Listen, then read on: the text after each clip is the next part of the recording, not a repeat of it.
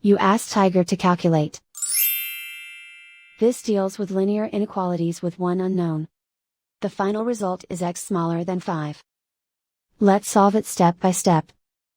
Swap sides.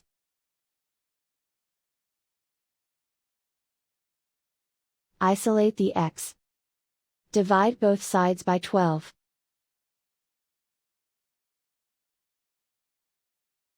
Simplify the fraction.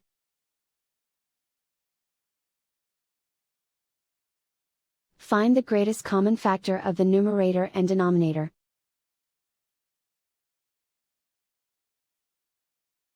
Factor out and cancel the greatest common factor.